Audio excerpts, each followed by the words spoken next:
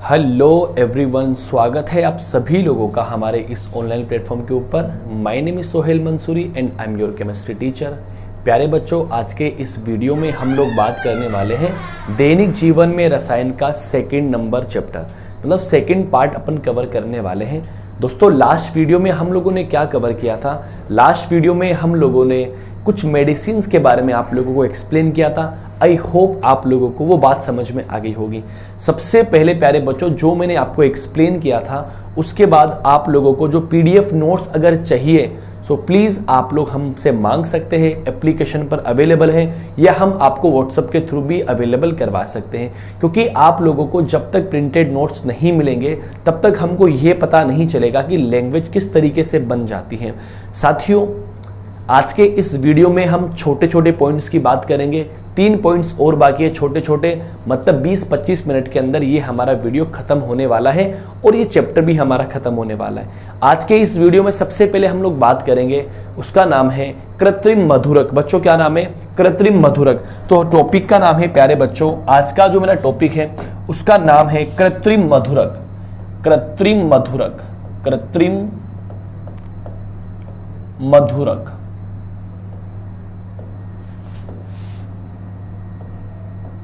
मधुरक को बोलते हैं मिष्ट कारक। बच्चों, क्या बोलते हैं? मिष्ट कारक बोलते हैं, या इसको आप लोग ऐसे भी बोल सकते हो अप्राकृतिक शर्करा। अप्राकृतिक शर्करा, अप्राकृतिक शर्करा, या इनको अपन बोलते बेटा मिष्ट कारक, कृत्रिम मिष्ट कारक। क्या बोलेंगे बच्चों? कृत्रिम मिष्ट कारक। ये लो, ये अपन ने क्या लिखा? कृत्रिम मिष्ट कारक। और मिष्ट कारक का मतलब क्या होता है? मीठा। क्या होता है साथियों? मीठा। कृत्रिम मिष्ट कारक। तो प्यारे बच्चों, आज के इस वीडियो में सबसे पहले हम इस पॉइंट को कवर करने की कोशिश करेंगे कि कृत्रिम मधुरक क्या होता है, अप्राकृतिक शर्करा उसका दूसरा नाम है, और कृत्रिम मिष्ट कारक भी उसका तीसरा नाम है। तो प्यारे बच्चों, मैं आपको एक्सप्लेन करने की पूरी कोशिश करता हूं। इसे मान के चलो प्यारे साथियों कि आप लोगों ने सुना होगा कि डायबिटीज जो पेशेंट होते हैं, जिनको शुगर होती है, जो मधुमेह रोगी होते हैं, उन्हें मीठा खाने के लिए मना किया जाता है। आप लोगों ने सुना है ना भाई कि जो मधुमेह रोगी होते हैं उन्हें मीठा खाने के लिए मना किया जाता है, क्योंकि अगर वो मीठा खाएंगे तो उनका शुगर लेवल बढ़ जाता है। शुगर लेवल बढ़ने की वजह से उनको बहुत ज़्यादा प्रॉब्लम हो सकती है, बहुत ज़्यादा उनको तकलीफ हो सकती है। तो इस तकलीफ को ध्यान में रखते हुए जो मधुमेह रोगी होते हैं, ऐसे रोगी जो शुगर पेशेंट होते हैं, उन लोगों को मीठा खाने के लिए रोका जाता है। वो ज़्यादा मीठे का सेवन नहीं कर सकते। फिर भी कुछ वैज्ञानिकों ने कृत्रिम मधुरकों का निर्माण किया कि ऐसे मधुरक जो हम मानव के द्वारा निर्मित किए गए और उन्हें डायबिटीज पेशेंट इस्तेमाल करता है और उन्हें कोई तकलीफ का सामना भी नहीं करना पड़ता। क्योंकि मैं आपको यह बताना चाहता हूं कि जो डायबिटीज पेशेंट होते हैं, जिनको मधुमेह रोग होता है, जिनको शुगर रोग होता है, बच्चों उनको बहुत ज्यादा प्रॉब्लम को फेस करना पड़ता है। ना वो ज्यादा मीठा खा सकते हैं, ना वो ज्यादा खाना खा सकते हैं, ना वो ज्यादा ऑयली चीजें खा सकते हैं। मतलब अगर उनके कहीं पर कभी दुर्घटनाग्रस्त चोट भी लग जाती है तो मान के चलो उनके घाव को भरने में काफी ज्यादा वक्त लगता है। इसलिए यह बोला जाता है कि भाई साहब कि डायबिटीज पेशेंट को मीठे से दूर रखा जाता है, लेकिन कुछ ऐसे मिष्ट कारक होते हैं, कुछ ऐसे शर्करा होती है जो हम मानव के द्वारा निर्मित की गई है और उनको बोला जाता है कृत्रिम मधुरक या अप्राकृतिक शर्करा या कृत्रिम मिष्ट कारक के नाम से जाने हैं। शुगर जो होती है, शर्करा जो होती है, ली गई एनर्जी जो होती है उस पर काफी ज्यादा इफेक्ट डालती है। अब सवाल ये उठता है कि क्वेश्चंस क्या बनता है? क्वेश्चंस यहां से यही बनता है दोस्तों कि निम्न में से कौन कृत्रिम मधुरक है, ये सवाल पूछा गया है। तो मैं आपको समझाने की कोशिश करता हूं। जो कृत्रिम मधुरक के उनके एग्जाम्पल से वो ज्यादा काफी इंपॉर्टेंट है बेटा जी। एग्जाम्पल के तौर पे अगर मैं आपसे एक्सप्लेन करूं तो एग्जाम्पल होता है एस्पार्टेम। का नाम सुना होगा आप लोगों ने। एस्पार्टेम क्या होता है बच्चों? एक कृत्रिम मधुरक होता है aspartame. Aspartame, aspartame, aspartame. Aspartame क्या होता है बच्चों? कृत्रिम मधुरक की तरह बिहेव करता है। और ये वाला सवाल एग्जाम ने पूछ रखा है कि निम्न में से अप्राकृतिक शर्करा कौन सी होती है। एक ऑप्शन में यह बना हुआ था। उसके अलावा बच्चों, इसके अलावा और क्या हो सकता है? एस्पार्टेम के अलावा हो सकता है एलिटेम। बच्चों क्या हो सकता है? एलिटेम भी हो सकता है। यह भी एक हमारी कृत्रिम मधुरक का एग्जाम्पल होती है। एलिटेम के अलावा आप लोगों ने नाम सुना होगा सुक्रोलोज। क्या नाम सुना होगा बच्चों? सुक्रोलोज। सुक्रोलोज भी क्या होती है? अप्राकृतिक शर्करा होती है। इसके अलावा एक सबसे ज्यादा इंपॉर्टेंट होता है सेकेरिन। क्या होता है बच्चों? सेकेरिन होता है, और यह भी क्या होती है? अप्राकृतिक शर्करा। तो इन 4 एग्जाम्पल्स पर आप लोगों को फोकस करना है, और मान के चले प्यारे बच्चों यही 4 एग्जाम्पल्स आपके एग्जाम के लिए काफी ज्यादा इंपॉर्टेंट होते हैं। एस्पार्टेम किसकी तरह बिहेव करता है बच्चों? कृत्रिम मधुरक की तरह बिहेव करेगा। एस्पार्टेम के अलावा एलिटेम भी किसकी तरह बिहेव करेगा? कृत्रिम मधुरक की तरह बिहेव करेगा। और एलिटेम के अलावा मेरे प्यारे साथियों आप लोगों ने नाम सुना होगा सुक्रोलोज, ये भी किसकी तरह बिहेव करेगा? कृत्रिम मधुरक की तरह बिहेव करेगा। और मेरे प्यारे बच्चों आप लोगों ने नाम सुना होगा सेकेरिन, ये भी किसकी तरह बिहेव करेगा? कृत्रिम मधुरक की तरह बिहेव करेगा। ये 4 एग्जांपल्स आपको याद करने हैं बच्चों। एक तो एस्पार्टेम होता है, एक एलिटेम होता है, एक सुक्रोलोज होता है, और एक सेकेरिन होता है दोस्तों। सही है। अब इनमें सवाल क्या क्या बना है, सवाल मैं आपको समझाता हूं क्या बना है। सवाल एक तो ये बना है दोस्तों, जरा ध्यान देखना। क्वेश्चन तो पहला ये बना है जेट एग्जाम के अंदर, निम्न में से। सवाल क्या बना मेरे बच्चों? निम्न में से, निम्न में से, निम्न में से अप्राकृतिक शर्करा है, निम्न में से अप्राकृतिक शर्करा है। एसिटिस सवाल छपा है मेरे भाई। इस सवाल को देखेंगे अपन भाई साहब, निम्न में से अप्राकृतिक शर्करा है, तो जरा समझने की कोशिश करें। ऑप्शन आपके पास में क्या क्या थे? ऑप्शन आपके पास में थे बच्चों ग्लूकोज। क्या था बच्चों? ग्लूकोज आपके एक ऑप्शन में बना हुआ था।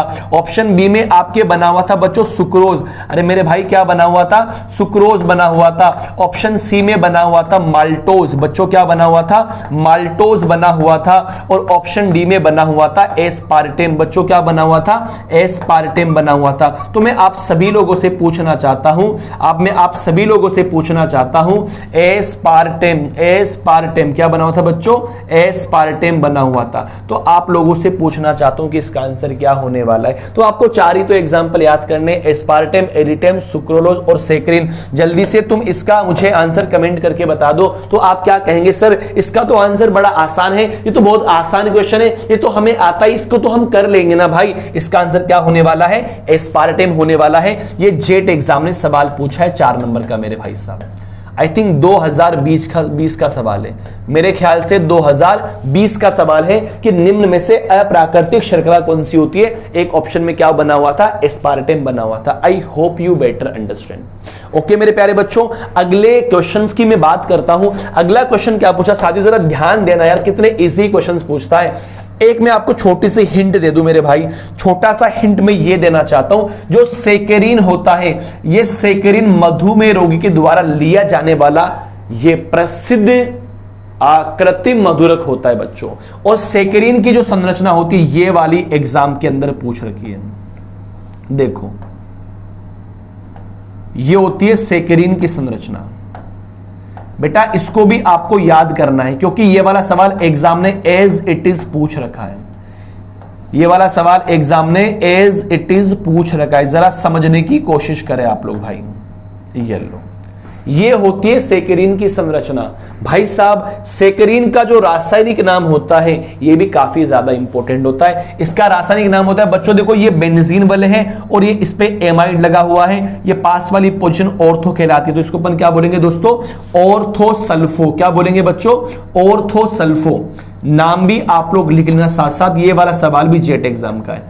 ऑर्थोसल्फो, ऑर्थोसल्फो बेंजीमाइड, ऑर्थोसल्फो बेंजीमाइड। ये लो, ये इसका रासायनिक नाम होता है। ये सेकेरिन की संरचना होती है। तो बच्चों अगला क्वेश्चन क्या पूछा? क्वेश्चन नंबर 1 ये हो गया। क्वेश्चन नंबर 2 की मैं आपके सामने बात करना चाहता हूं मेरे दोस्तों, जरा ध्यान से आप समझे। क्वेश्चन नंबर 2 एग्जाम में ये पूछा सेकेरिन का रासायनिक नाम क्या है। क्या पूछा बच्चों? सेकेरिन का रासायनिक नाम क्या है? सेकेरिन का रासायनिक नाम क्या है? सेकेरिन का बच्चों रासायनिक नाम क्या है? नाम क्या है? ऑप्शन क्या क्या बने हुए थे देख लो भाई साहब। ऑप्शन ये बने हुए थे, ए ऑप्शन में था एलिटेम। क्या था बच्चों? एलिटेम था। बी ऑप्शन में था बच्चों एस्पार्टेम। क्या था भाई? Aspartame, aspartame. सी ऑप्शन में भाई ये बना हुआ था, ये सुक्रोलोज। क्या बना हुआ था बच्चों? सुक्रोलोज बना हुआ था। और डी ऑप्शन में बना हुआ था ऑर्थोसल्फोबेंजीमाइड, ऑर्थोसल्फोबेंजीमाइड, बेंजेमाइड। तो जल्दी से मुझे बता देना प्यारे बच्चों कि इसका करेक्ट आंसर क्या होने वाला है। तो साथियों आप क्या कहेंगे? सर ये तो बहुत आसान है कि सेक्रिन का जो आईयूपीसी नाम होता है वो क्या होता है? ऑर्थोसल्फोबेंजीमाइड। ये भी हमारे जेट एग्जाम ने सवाल पूछा है, ये भी हमारे जेट एग्जाम ने सवाल पूछा है बच्चों। समझे कि नहीं समझे? एक सवाल क्या पूछा, तीसरा सवाल यहां से पूछा है कि मधुमेह रोगी के द्वारा लिया जाने वाला सबसे प्रसिद्ध कृत्रिम मधुरक कौन सा होता है? तो सेक्रिन होता है। मधुमेह रोगी के द्वारा, मधुमेह रोगी के द्वारा, मधुमेह रोगी के द्वारा, मधुमेह रोगी के द्वारा लिया जाने वाला, लिया जाने वाला, लिया जाने वाला प्रसिद्ध मधुरक कौन सा होता है? सेक्रिन। सेक्रिन का रासायनिक नाम क्या होता है बच्चों? ऑर्थोसल्फोबेंजीमाइड। सो बस आपको सिर्फ ये 4 एग्जांपल याद करने हैं। और जरा आप बताओ, आप इतने कमजोर तो हो नहीं कि आप 4 एग्जांपल याद नहीं कर सकते हो। आपका दिमाग बहुत शार्प है। हर व्यक्ति अपने आप में बहुत इंटेलिजेंट होता है, इस बात को आप मान के चलिए, इस बात को आप दिमाग में बिठा लीजिए कि हर व्यक्ति अपने आप में काफी ज्यादा इंपॉर्टेंट होता है। अपने आप को कभी किसी से कम मत समझना मेरे भाई। 4 एग्जांपल्स ही तो है, हम 400 एग्जांपल्स भी याद कर सकते हैं। अगर कुछ करने का जज्बा इंसान के अंदर हो जाता है ना, तो 4 नहीं वो 400 एग्जांपल भी याद कर पाएगा मेरे प्यारे बच्चों। तो एक एग्जांपल होता है एस्पार्टेम, फिर होता है एलिटेम, फिर होता है सुक्रोलोज और फिर होता है सेक्रिन। सेक्रिन का आईयूपीसी नाम क्या होता है? ऑर्थोसल्फोबेंजीमाइड होता है। और मधुमेह रोगी के द्वारा लिया जाने वाला प्रसिद्ध मधुरक कौन सा होता है? सेक्रिन होता है। यह आपके सामने मैंने कृत्रिम मधुरक को एक्सप्लेन कर दिया है। आई होप आप लोगों को समझ में आ गया होगा। मुस्कुराकर एक बार आप सभी लोग स्क्रीनशॉट ले लीजिए।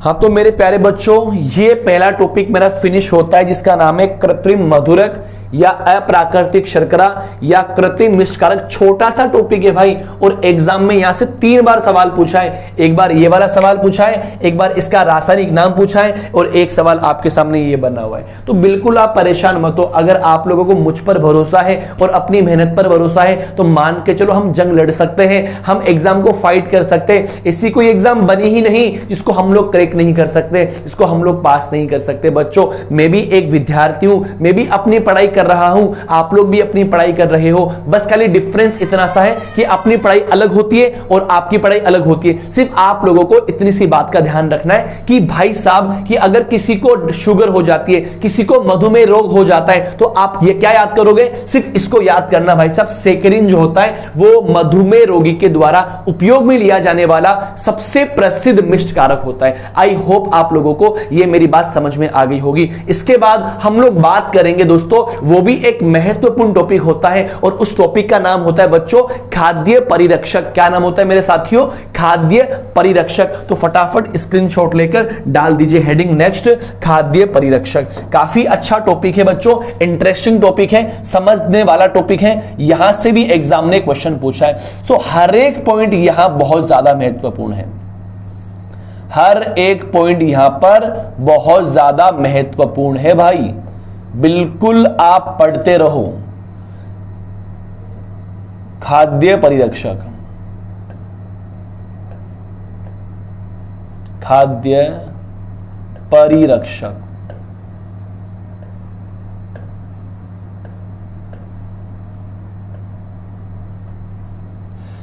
इंग्लिश में बोलेंगे फूड प्रिजर्वेटिव,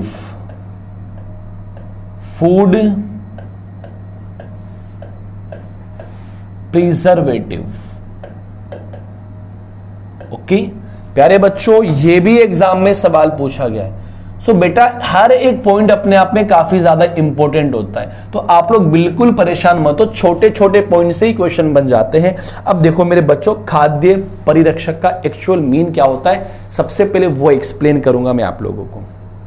ओके चलो मुझे एक बात बताओ कि आप लोगों ने कभी कभी ऐसा सुना होगा ना कि अचार के ऊपर उफण आ जाती है, शायद मारवाड़ी के अंदर उसको अपन फफूंद बोला करते हैं, आई थिंक सही है। तो बेटा क्या होता है कि कभी कभी खाने की सामग्री क्या होती है, जल्दी खराब हो जाती है। तो हम लोग क्या करते हैं कि खाने की सामग्री को अच्छा बनाने के लिए, उनकी सुरक्षा करने के लिए, उनको लंबे समय तक सुरक्षित रखने के लिए जिन केमिकल्स का उपयोग करते हैं उन्हें क्या बोला जाता है, खाद्य परिरक्षक।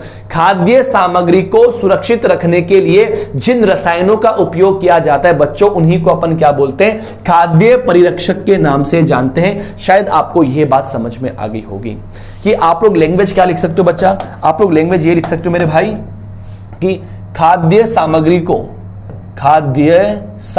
को लंबे समय तक, फिर अपन सवाल भी करेंगे एग्जाम के भाई, लंबे समय तक सुरक्षित रखने के लिए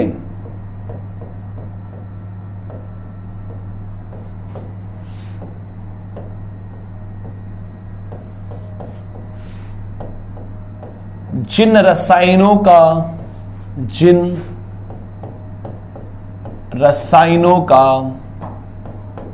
उपयोग किया जाता है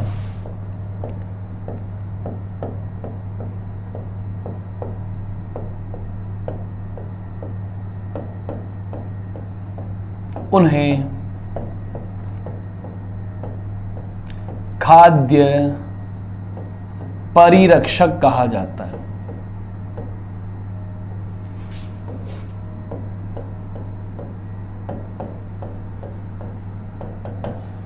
कि खाद्य सामग्री को लंबे समय तक सुरक्षित रखने के लिए जिन रसायनों का उपयोग किया जाता है उन्हें खाद्य परिरक्षक कहा जाता है। एग्जाम्पल इसके इंपॉर्टेंट है भाई साहब, बस इतनी सी बात आपको पढ़नी है। एग्जाम्पल में हम लोग क्या क्या कवर कर सकते हैं बच्चों, एग्जाम्पल में हम लोग कवर कर सकते हैं, पर नमक को भी इस्तेमाल कर सकते हैं, खाद्य परिरक्षक के रूप में नमक को इस्तेमाल कर सकते हैं हम लोग बच्चों। चीनी को भी इस्तेमाल कर सकते हैं। चीनी के अलावा हम लोग वानस्पति तेल, यू नो वानस्पति तेल, वानस्पति तेल क्या होता है बच्चों, वानस्पति तेल शायद डालडे को बोला जाता है, डालडा की, सही है। इसके अलावा हम लोग इस्तेमाल कर सकते हैं सोडियम बेंजोएट, सोडियम बेंजोएट, और उसके अलावा सबसे महत्वपूर्ण जो होता है, जो कि एग्जाम ने पूछ रखा है, एग्जाम ने ये वाला सवाल पूछ रखा है मेरे भाई, सोर्बिक अम्ल, मोटा लिखता हूं थोड़ा इसको क्योंकि एग्जाम का सवाल है, थोड़ा बड़ा आने दो भाई साहब। सोर्बिक अम्ल, क्या हो गया रे भाई, सोर्बिक अम्ल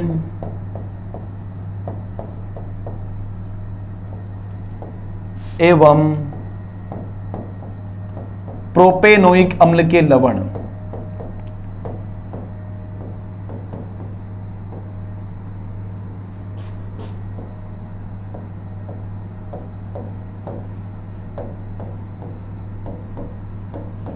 ये लो भाई साहब, एग्जाम में ये वाला सवाल पूछा गया है। क्या सवाल पूछा कि सोर्बिक अम्ल एवं प्रोपेनोइक अम्ल के लवण होते हैं, क्या होते हैं बच्चों, खाद्य परिरक्षक।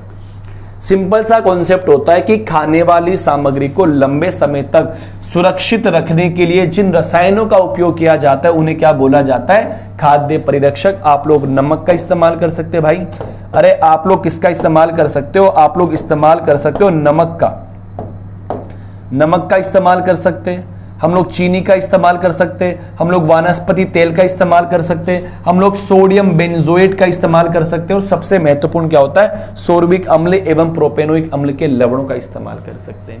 ये होता है हमारा खाद्य परिरक्षक। सिंपल सा कॉन्सेप्ट होता है, ये वाला सवाल पूछा एग्जाम के अंदर, चाहे तो आप यहां पे लिख सकते हो मेरे भाई साहब,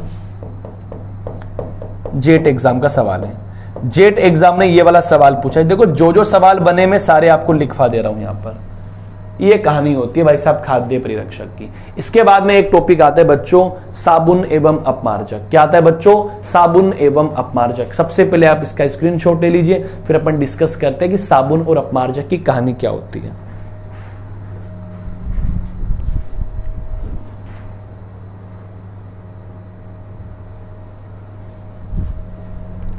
तो चलिए शुरू करते साबुन एवं अपमार्जक को।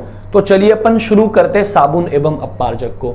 तो आप लोग इतने कमजोर तो हो नहीं कि आपको यह भी नहीं पता कि साबुन क्या चीज होती है, और आप लोग भाई साहब हर एक पॉइंट को अच्छे से पढ़ेंगे तो साबुन क्या, अपमार्जक क्या, खाद्य परिरक्षक क्या, कृत्रिम मधुरक क्या, दवाइयां क्या, ये सभी आप लोगों को अच्छी तरीके से समझ में आ जाएंगे। मेरे बच्चों, साबुन और अपमार्जक एक प्रकार के केमिकल्स होते हैं जो शोधन अभिकर्मक की तरह व्यवहार करते हैं। शोधन अभिकर्मक का मतलब होता है धोने के लिए या स्वच्छता संबंधी अभिकर्मक होते हैं। साबुन वसा अम्लों के सोडियम एवं पोटेशियम लवण होते हैं। और यहां से एक ही क्वेश्चन बनता है कि साबुनीकरण क्रिया क्या होती है। बेटा जी, वसा का अगर अपन क्षारीय जल अपघटन करवा दे तो साबुन प्राप्त होता है। इस प्रोसेस को अपन क्या बोलते हैं? साबुनीकरण बोलते हैं मेरे भाई। तो जरा आप लोग ध्यान देना मेरे प्यारे बच्चों, हम लोग कवर करते हैं कि साबुन और अपमार्जक क्या होते हैं। जरा आप समझने की कोशिश करना प्यारे बच्चों। ये लिखा हुआ है साबुन के बारे में। साबुन के बारे में यहां एक लाइन आप लोग देखना क्या लिखी हुई है कि साबुन दीर्घ श्रृंखला वाले वसा अम्लों के सोडियम एवं पोटेशियम लवण होते हैं। साबुन दीर्घ श्रृंखला वाले वसा अम्लों के सोडियम एवं पोटेशियम लवण होते हैं। ये हमारी वसा है दोस्तों। क्या है? वसा है, फेट है हमारी। जब इस फेट की अभिक्रिया में NaOH के साथ में करवा दिया, सोडियम हाइड्रोक्साइड के साथ में करवा दिया, तो यहां से क्या होगा ना मेरे भाई, यहां से ये देखो, ये H, यहां से ये वाला बॉन्ड ब्रेकडाउन होता है। आप इस तरीके से इसको बना सकते हो कि अगर मैं मान के चलूं ये वाला बॉन्ड ब्रेकडाउन होता है, ये वाला बॉन्ड ब्रेकडाउन होता है, ये वाला बॉन्ड ब्रेकडाउन होता है। जैसे यहां से ये वाला बॉन्ड ब्रेकडाउन हुआ तो यहां पर NaOH में से हाइड्रोजन की शिफ्टिंग तो आप यहां करवा दीजिए, हाइड्रोजन की शिफ्टिंग यहां करवा दीजिए। अब आप लोग जो सर्दियों के अंदर ग्लिसरीन का इस्तेमाल करते हैं भाई, ये तो हमारा क्या बन गया? ग्लिसरीन बन गया, ग्लिसरोल बन गया। यस और नॉट? तो भाई साहब इसके अलावा क्या बना? C17H35 COONA। कितने मोल बनेंगे बच्चों? 3 मोल बनेंगे भाई साहब। C17H35 COONA, इसी को अपन क्या बोलते हैं भाई? साबुन बोलते हैं। और साबुन बनने की क्रिया क्या कहलाती है? साबुनीकरण कहलाती है। बस सिर्फ एग्जाम में 17 सालों के अंदर, 18 सालों के अंदर ये एक सवाल पूछा है बस खाली कि साबुन क्या होते हैं, साबुनीकरण क्या होती है। बच्चों, साबुन क्या होते हैं कि वसा अम्लों के सोडियम एवं पोटेशियम लवण होते हैं। जब हम वसा का क्षारीय अपघटन करवाएंगे तो यहां से क्या बनता है? सोडियम स्टीयरेट बनता है, जिसे अपन लोग साबुन के नाम से जानते हैं प्यारे बच्चों। और साबुन क्या होते हैं? वसा अम्लों के सोडियम एवं पोटेशियम लवण होते हैं, जो कि शोधन अभिकर्मक की तरह बिहेव कर सकते हैं। तो आप लोग क्या लिख सकते हैं? साबुन क्या होते हैं बच्चों? एक तरीके से शोधन अभिकर्मक होते हैं। शोधन अभिकर्मक, स्वच्छता संबंधी अभिकर्मक होते हैं। I hope you better understand. इसके बाद हम लोग क्या कवर करेंगे बच्चों? इसके बाद हम लोग कवर करेंगे, साथियों जरा ध्यान देना आप सब लोग इधर। ये साबुन होने के बाद हम लोग कवर करेंगे अपमार्जक। एक सेकंड रुकना प्यारे बच्चों।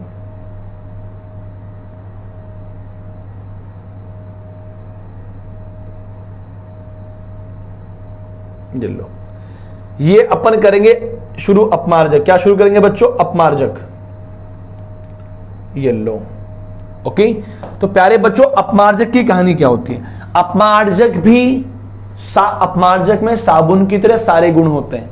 ये साबुन की तरह धुलाई करने का काम करते हैं, सफाई करने का काम करते हैं, लेकिन साबुन नहीं होते। अपमार्जक बेसिकली क्या होते हैं? होते शोधन अभिकर्मक है भाई। होते क्या है?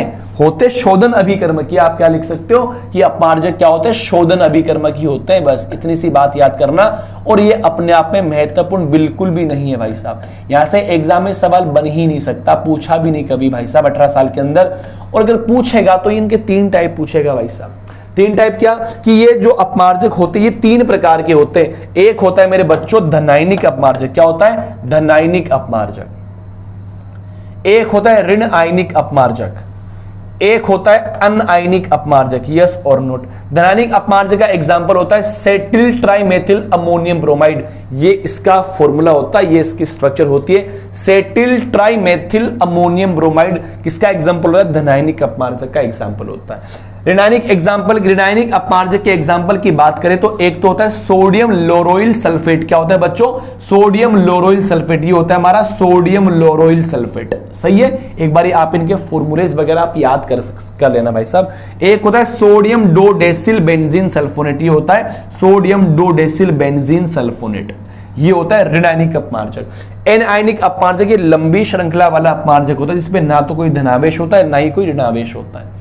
तो ये हमारी कहानी होती है दैनिक जीवन में रसायन के 3 टॉपिक्स की भाई साहब। इनसे बाहर एग्जाम में क्वेश्चन ना तो कभी बना है और ना ही कभी बनेगा दोस्तों। सो आप आराम से इन चीजों को देखना, इनमें दोस्तों ज्यादा ध्यान मत लगाना, एग्जाम्पल्स याद कर देना। वैसे सवाल नहीं बनता है, फिर भी अगर अपन बेड लक मान के चले तो एग्जाम्पल के अलावा कोई सवाल यहां से नहीं बनेगा। तो मेरे प्यारे बच्चों, आप लोगों ने किस तरीके से इस टॉपिक को खत्म किया है, आई होप आप लोगों को ये मेरी बात समझ में आ गई होगी। यहां से क्वेश्चन बनने की संभावना पूरी है। जहां तक मेरा तजुर्बा कहता है कि 2023 के अंदर क्वेश्चन यहां से बन सकता है। आप लोगों ने ये 2 वीडियो दैनिक जीवन में रसायन के देखे होंगे दोस्तों। प्यारे वीडियो है, अच्छे वीडियो है, शॉर्ट वीडियो के अंदर हमने आपको एक्सप्लेन किया है। और देखो बड़ी बात यह है कि इन दोनों वीडियो से एग्जाम के बाहर एक भी सवाल आज तक ही नहीं बना भाई। 18 साल के पीरियड के अंदर, 18 साल के एग्जाम्स के अंदर आज तक इन 2 लेक्चर से बाहर एक भी सवाल नहीं बना है। तो अपने आप में कितना इंपॉर्टेंट होता है ये आपको पता होना चाहिए।